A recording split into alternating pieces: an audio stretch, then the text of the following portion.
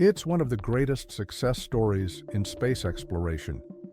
Despite traveling through space since 1977, the two Voyager probes continue their groundbreaking research mission even today. These identical twin spacecraft have now ventured beyond the boundaries of our solar system, giving us an unprecedented glimpse into the vast unknown of interstellar space.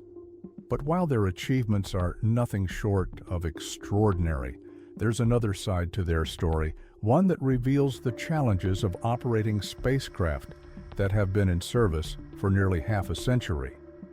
Voyager 1 in particular recently faced a serious technical issue that nearly silenced it forever.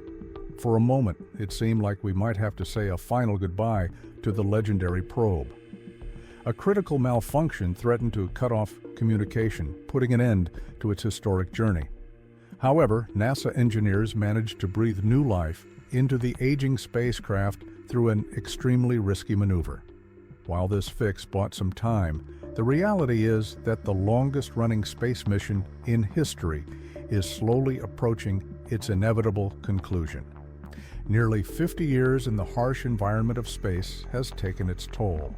Over the years, both Voyager 1 and Voyager 2 have experienced their fair share of technical troubles. One of the most notable occurred in the spring of 2022, when Voyager 1 began transmitting strange, nonsensical telemetry data back to Earth. Although the spacecraft was otherwise functioning as expected, the data simply didn't make sense. It took NASA scientists several months to identify the source of the problem. The issue? Voyager 1's attitude control system had mistakenly tried to send its data through an onboard computer that had been shut down long ago. While experts were unable to determine why this happened, they did manage to redirect the data back to a still-functioning computer using the Deep Space Network's powerful radio antennas. But, as the saying goes, when it rains, it pours. Just a few months later, another major issue surfaced, this time with Voyager 2. A simple mistake caused its antenna to misalign by just 2 degrees, which might not seem like much, but in the vastness of space, it was enough to cause a huge problem. The antenna was no longer pointing toward Earth, meaning the probe's data transmissions were missing their target entirely. The only solution? An interstellar scream. Since Voyager 2 was nearly 20 billion kilometers away from Earth at the time, sending a correction command was no easy task. It took an agonizing 18.5 hours for the signal to reach the probe, and another 18.5 hours for NASA to receive a response. That meant scientists had to wait a full 37 hours to find out whether their desperate attempt had worked. When the long-awaited reply finally arrived, there was a collective sigh of relief. Voyager 2 was back in communication. The Voyager mission has always been about pushing the limits of what's possible, and time and again, NASA engineers have performed what can only be described as technical miracles to keep these aging probes alive. But even after these latest challenges were overcome, the team behind the Voyager program found themselves facing yet another set of obstacles.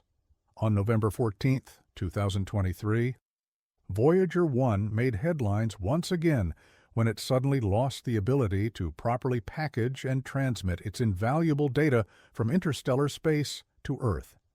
The culprit? A defect in the spacecraft's Flight Data System, or FDS, the crucial onboard computer responsible for collecting data from Voyager's scientific instruments and other hardware.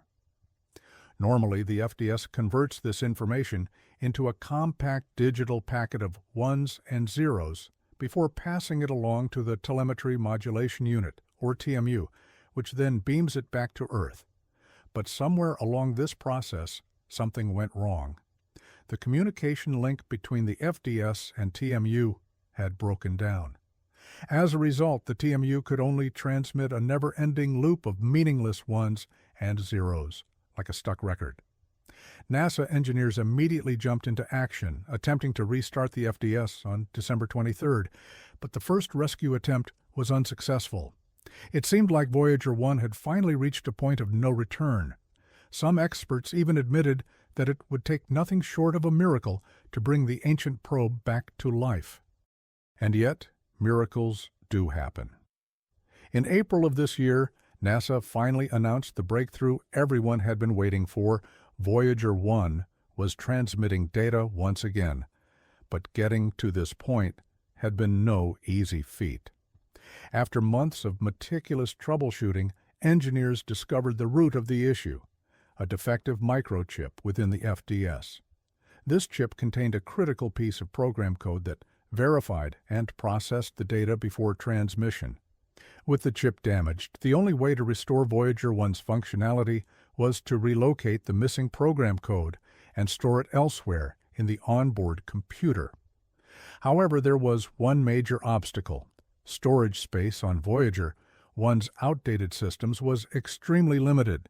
The engineers needed to get creative. Instead of trying to fit the program code into one location, they decided to break it into smaller pieces and distribute them across different sections of the FDS. But this required an entirely new approach. Every reference to the original storage location had to be rewritten, and additional script lines had to be inserted to guide the onboard computer through the fragmented code.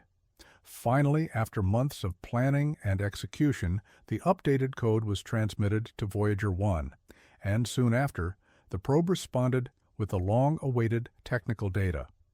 Step by step, NASA engineers continued refining the fix, and eventually Voyager 1 began transmitting scientifically valuable data from its interstellar mission once again. But while this was a major victory, NASA wasn't just focused on fixing emergencies. They were also thinking about the future. To extend the lifespan of the Voyager probes for as long as possible, the team implemented a series of energy-saving measures. One of the most notable changes was the shutdown of a backup system designed to absorb voltage fluctuations. By turning it off, NASA was able to redirect its reserved power to Voyager's scientific instruments, ensuring they remain operational for as long as possible. However, not all problems can be solved with clever workarounds. One looming issue that engineers have yet to fully address is the state of Voyager 1's fuel lines.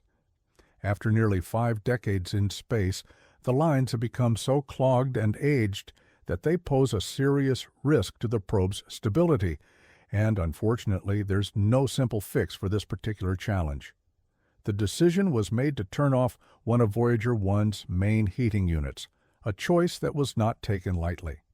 The spacecraft depends on small positioning thrusters to keep its antenna precisely aligned with Earth, ensuring that data can be transmitted across billions of kilometers.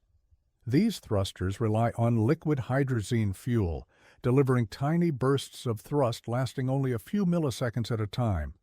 But after nearly 50 years in space, even these reliable components have suffered the effects of age.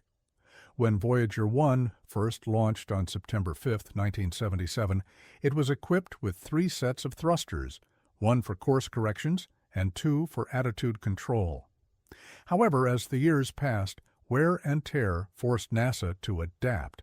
By 2002, deposits in the fuel lines had clogged the first set of positioning thrusters, leading engineers to switch to the second set. But this was only a temporary solution. Over time, the second set also showed signs of clogging, prompting another switch in 2018. This time to the third set, originally designed for course corrections rather than fine adjustments. Now, 6 years later, this final set of nozzles is also in rough shape. In fact, the situation is even more critical than before. The course correction thrusters have deteriorated faster than the previous 2 sets. To put things into perspective, the fuel line openings that once measured 0.25 millimeters in diameter have now narrowed to just 0.035 millimeters, less than half the width of a human hair. The risk of complete failure was becoming too great, and NASA had no choice but to act. The only option left was to switch back to one of the earlier sets of thrusters. However, this was far from a straightforward process. Due to Voyager 1's dwindling energy supply, even the smallest power adjustment could jeopardize the probe's survival. Restarting the deactivated thrusters required preheating them, but the limited power available meant that something else had to be shut down to make this possible. This presented NASA with a difficult dilemma. Every remaining system on Voyager 1 is essential, and shutting down any one of them could have irreversible consequences. If the scientific instruments were powered off, there was no guarantee they could be turned back on. After weeks of careful deliberation, engineers determined that the least risky option was to deactivate one of the main heating units. And so, with a calculated risk, the plan was put into action. On August 27, 2024, the shutdown was initiated, lasting for an hour while the nozzles preheated. To the NASA scientists monitoring the process, those 60 minutes must have felt like an eternity, especially knowing that every message sent to Voyager 1 takes about 22.5 hours to travel one way. But when the long-awaited response finally arrived, there was a collective sigh of relief. The thruster swap was a success. Voyager 1 could once again properly align its antenna with Earth and continue transmitting data. However, this victory comes with an expiration date. The reactivated thruster set isn't in perfect condition. It had already accumulated enough deposits to require its initial shutdown years ago. This means that at some point it, too, will become unusable. Meanwhile, NASA has also had to make sacrifices with Voyager 2. In an effort to conserve power, one of its 5 remaining scientific instruments was recently deactivated. Just like the previous power-saving measures, this step was necessary to extend the probe's operational lifespan. After careful consideration, scientists determined that the plasma sensor was the least critical instrument to keep running.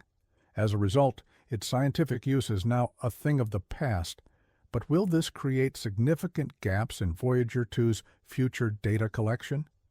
Fortunately, the answer is no. The plasma sensor was originally designed to measure solar wind particles, meaning it was oriented toward the Sun. However, since Voyager 2 has long since entered interstellar space, the direction of plasma flow has reversed. Particles now move toward the Sun instead of away from it. This essentially rendered the plasma sensor ineffective, making its shutdown a logical choice. Luckily, Voyager 2's plasma wave subsystem remains active, ensuring that scientists can still detect plasma currents and turbulence in interstellar space. With all of these rescue operations and power-saving strategies, NASA hopes to keep both Voyager probes operational well into the 2030s. And at this point, it's worth remembering that when these twin probes launched in the 1970s, their expected lifespan was only 5 years. Yet, nearly 5 decades later, they are still pushing the boundaries of human knowledge.